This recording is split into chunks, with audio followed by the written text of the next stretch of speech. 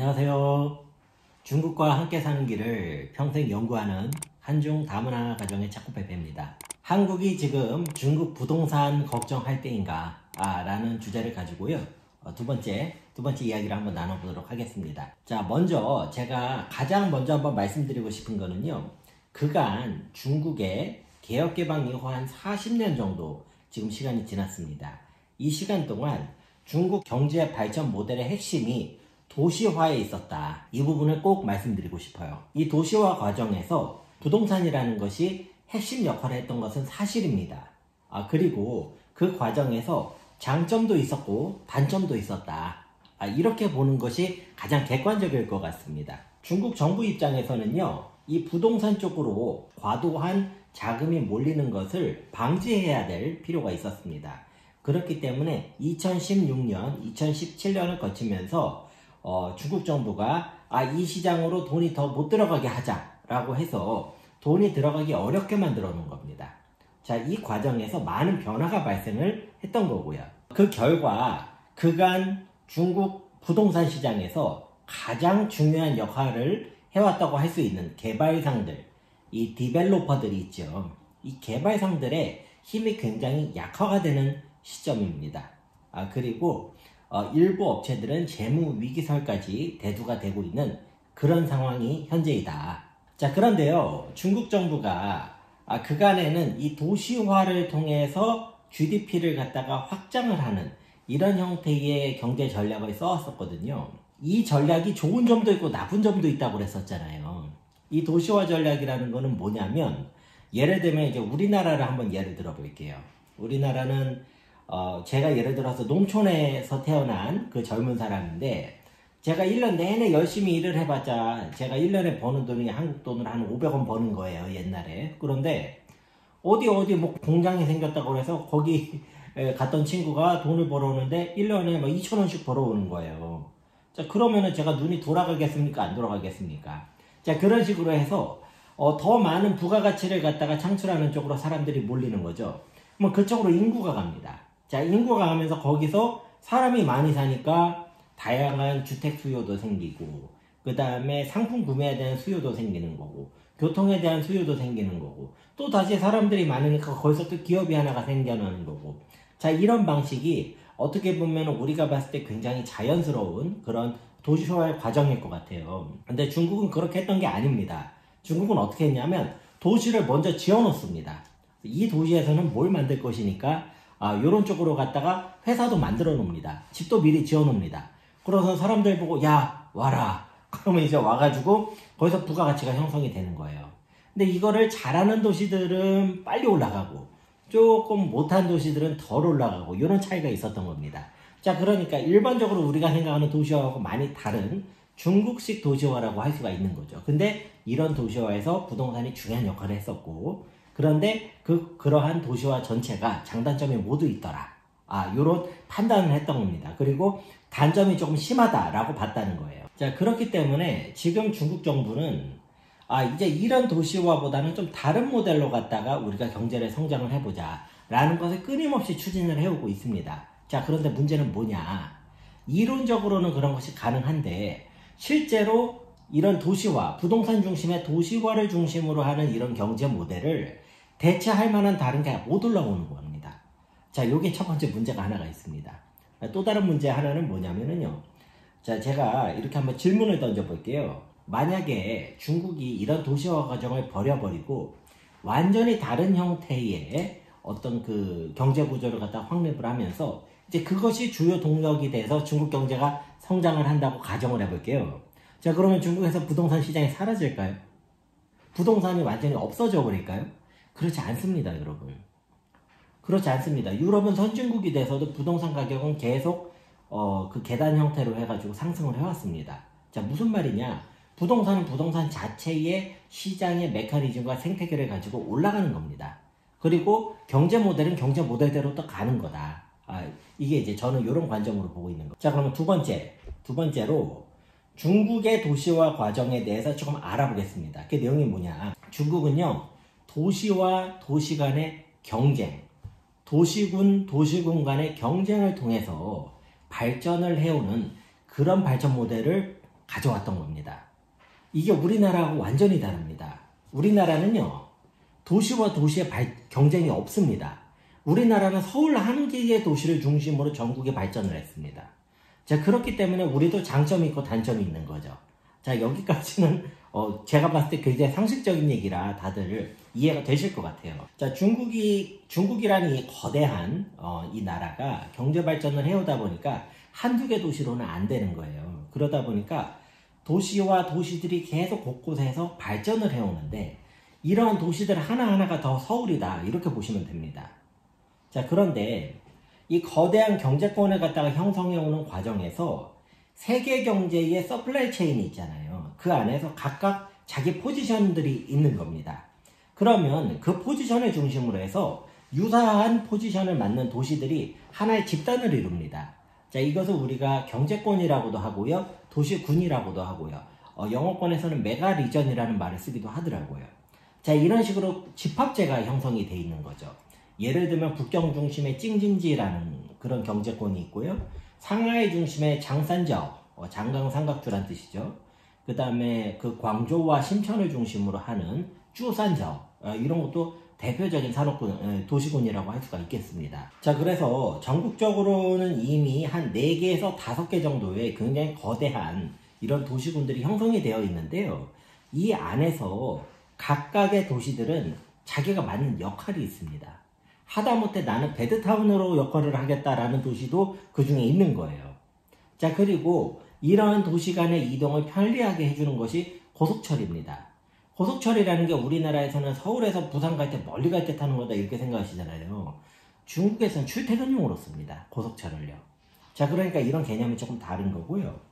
그 다음에 그 해당 도시 혹은 도시군의 부가가치가 커질수록 해당 도시 시민의 임금이나 소비 경쟁력이 올라가겠죠. 자, 그러면서 여기에 따라서 부동산 시장도 같이 따라간다. 이것이 가장 일반적인 구조라고 봐야 될 것 같아요. 자, 그렇다면 제가 아까 그랬잖아요. 우리가 일반적으로 아는 도시화는 자연스러운 현상을 통해서 시장에 보이지 않는 손을 통해 가지고 이게 도시가 형성이 된 거라면은, 중국의 도시화는 다분히 먼저 도시를 짓고 사람을 땡기자, 이런 방식이라고 그랬잖아요. 자, 그러면은 이제부터는 어떻게 되느냐, 기본적인 도시군들이 이미 형성이 돼 있습니다. 돼 있기 때문에 지금 갑자기 새로운 도시 하나가 나타나 가지고 막 뒤집고 이럴 수 있는 판이 아닙니다, 지금 중국이요. 자, 그렇다면은 이 도시군과 도시군 간의 경쟁 구도, 그리고 도시와 도시 간의 경쟁 구도를 통해서 앞으로 중국 경제의 발전 방향이 상당히 결정되는 그런 메커니즘을 가지고 있다라고는 그런 말씀을 드리는 거예요. 자, 특히 이제 우리나라 같은 경우에는요, 그 광동성 중심으로 하는 쭈산저우라는 이 지역을 저희가 좀 주목할 필요가 있어 보입니다. 자, 왜 그러냐면 이 지역의 GDP 규모가 이미 한국보다 크고요, 그 다음에 이 지역의 수출 경쟁력이 이미 한국보다 큽니다. 자, 그렇기 때문에 우리나라로서는 정면으로 부딪힐 수밖에 없는 그런 존재인데, 이런 말씀 드리기가 제가 좀 가슴이 아프긴 하지만 정면 승부를 했을 때 우리가 이길 수 있는 가능성이 그렇게 높아 보이지가 않습니다. 자, 그렇다면은 지금 미국과 중국 간의 갈등 구도에서 이 쭈산지하고 사실 굉장히 난처한 입장이 있거든요. 자, 이런 것들을 우리가 조금 활용할 수 있는 그런 방안도 모색할 필요가 있다. 이런 의견도 조심스럽게 드려봅니다. 자, 다음 세 번째 주제로는요, 제가 한번 이런 타이틀을 한번 말씀드려 볼게요. 전통적인 대도시하고 근대적인 대도시가 있습니다, 중국에. 이게 무슨 얘기냐, 중국의 역사가 예를 들어서 한 5,000년 정도 된다라고 보면은 최근 100년 사이에 굉장히 다양한 일들이 있었습니다. 왜 다양한 일이냐면 기존 4,900년 동안은요 거의 패턴이 비슷합니다. 반복인데 최근 100년 이때부터는 굉장히 이제 상상하지 못했던 일들이 많이 터지는데요. 그것을 이제 도시의 발전 과정으로 보자면 4,900년 정도는 내륙 중심의 대륙에 깊숙이 들어가 있는 그런 농경사회 기반의 전통적인 대도시가 강했었다면, 최근 100년에는 해안 지역으로 바다를 끼고 있는 수출입에 유리한 그런 새로운 대도시가 생겨난 겁니다. 이게 중국 사람들 입장에서 보면 굉장히 특이한 일이겠죠. 자, 예를 들어서 상하이나 칭다오, 닝보, 다리안, 션전, 샹강 이런 곳들은요. 기존에 한 4,900년 동안은 거의 뭐 듣보잡이라고 보시면 돼요. 그런데 최근에 이제 올라왔던 거죠. 이게 이제 세계 무역 구조 속에서 이렇게 발전을 한 도시거든요. 자, 그런데 여러분 지금 많이 아시는 게 중국이 내수 중심으로 지금 성장을 하려고 하고 있잖아요. 해안 중심으로 하려다 보니까 중국의 해안선이 얼마나 또 빈약합니까? 우리나라는 삼면이 바다인데 빈약하잖아요. 그러면 내륙 지역도 경제를 성장을 시켜야 되니까 내수 중심으로 이 중국 경제를 운영을 한다면 내륙에서 소비가 더 올라와야 되고 경제가 더 올라와야 됩니다. 그러면은 내륙에 있는 대도시들을 터치를 해야 되는데 내륙에 어떤 도시를 터치하겠습니까? 4,900년 동안 전통적으로 강했던 도시들이 있습니다. 이런 도시들이 올라갈 가능성이 아무래도 크겠죠. 자, 그런 도시는 예를 들어서 시안, 옛날에 당나라 수도를 했던 장안이 시안인 거죠. 그 다음에 정두, 삼국지에 있는 그 유비가 총나라 수도를 세웠던 그 정두라는 것도 있고, 총칭은 지금 중국에서 탑5 안에 이미 들어갑니다. 어마어마하게 큰 도시가 되어 있고요. 로양, 이런 곳은 이제 이것도 이제 낙양 그러면 아는 분들 계세요. 삼국지에 나왔던 굉장히 9개의 그 왕조의 수도를 했던 굉장히 큰 도시였죠, 옛날에. 허페이도 엄청나게 큰 도시고요. 션양, 동북 지역에서 이제 청나라, 원래 수도였었던 션양 같은 곳도 있습니다. 자, 이런 곳들은요, 앞으로 내수 중심의 어떤 중국 경제 체제로 바뀐다면은 부상을 할 수밖에 없는 그런 위치에 있다. 그러한 그 조건이 지난 4천여 년 동안 이미 확인이 되어 있는 도시들인 거예요. 자, 그렇기 때문에 이런 도시들이 새롭게 올라오면서 기존의 해안 중심의 도시들하고 또 새로운 경쟁이나 콜라보를 또 이뤄낼 것이다. 자, 이런 시각도 같이 소개를 드립니다. 이어서 말씀드릴 것은요, 우리나라에서 이제 경제 발전을 겪으셨던 분들이 중국의 도시가 올라오는 것을 자꾸 착각을 하시는 이유가 우리나라 모델로 중국을 판단하려고 그러시거든요. 자, 그런데 제가 그런 분들께 제가 설명을 드리거나 상담할 때 자주 쓰는 모델이 있는데요. 중국의 도시 중에 샤먼이라는 도시가 있습니다. 샤먼이라는 그 복건성에 그 타이완이랑 거의 마주보는 그런 도시가 하나가 있습니다. 또 항저우라는 도시가 있거든요. 제가 이제 샤먼 모델하고 항저우 모델을 한번 비교를 하는 방식으로 말씀을 드릴게요. 우리나라 서울은요, 제가 봤을 때는 샤먼과 항저우 중에 샤먼하고 굉장히 유사합니다. 자, 왜 그러느냐? 샤먼은 이제 상급지, 하급지 개념이 있는 곳이에요. 자, 무슨 말이냐? 우리나라는 뭐 강남구가 제일 비싸고 그 밑에 무슨 구, 그 밑에 무슨 구, 그 구 안에서도 어느 단지가 더 비싼 단지, 그 다음에 어디. 그래서 이렇게 계속 층층층층 올라가는 약간 이런 식의 랭킹형 구조를 가지고 있어요. 우리나라 부동산 시장이. 자, 그러다 보니까 여기 익숙한 분들은 결국은 제일 좋은 데가 계속 더 비싸지는 거 아니냐라는 시각으로 보시거든요. 자, 그런데 이게 맞을 수도 있고 틀릴 수도 있어요, 중국에서. 왜냐하면 그런 식으로 발전을 했던 도시가 있습니다. 어디냐? 샤먼입니다. 샤먼은 우리나라 서울하고 굉장히 유사합니다. 자, 근데 그러다 보니까 무슨 문제가 생기느냐? 비싼 지역은 계속 비싸지죠. 그러면 이제 그거보다 좀 떨어지는 지역도 그 영향을 받아서 같이 가격이 오르거든요. 그래서 샤먼의 부동산 시장은요, 계속 값이 올라갑니다. 자, 값이 계속 올라가면 무슨 일이 생기느냐? 외지 인구가 들어올 수가 없게 되는 거예요. 왜냐? 너무 비싸니까요. 잠깐만, 샤먼은 어떻게 되냐면 샤먼에서 태어난 사람이 죽을 때까지 그냥 살면서 샤먼에서 있다가 가는 거예요. 그냥 그런 식으로 가는 겁니다. 자, 그러다 보니까 이 도시가 점점 노쇠해지고 활력을 잃어버리는 것이죠. 만약에 샤먼이 활력을 가져가려고 했었더라면 샤먼 인근에다가 신도시를 지은 다음에 지하철을 뚫든지 해서 새로운 젊은 사람들이 올 수 있게 해줬어야 되는데 샤먼은 여기에 실패한 걸로 보입니다. 자, 그러면은 상대적으로 제가 비교를 하고 있는 항저우 쪽을 봐볼게요. 항저우는 상하이하고 바로 옆에 붙어 있습니다. 자, 그런데 항저우는 원래 가장 비쌌던 지역이 이름이 시후区라는 그 구가 있습니다. 그 우리 서호라고 그러잖아요. 서호 쪽에 있는 그 시후区그 구인데 여기가 전통적으로 제일 비싼 동네예요. 한국식으로 얘기하면은 여기가 이제 강남구인 겁니다. 자, 근데 그 항저우의 강 밑에다가 항저우에서 젠당신취라는 새로운 구를 짓습니다. 일종의 이제 신도시 같은 거죠. 서울식으로 얘기하면 분당 신도시를 지었다고 쳐볼게요. 그리고 모든 자원을 다 분당으로 줘버리는 거예요. 자, 무슨 일이 생기느냐? 이 분당이 강남을 갖다가 능가해버리는 겁니다.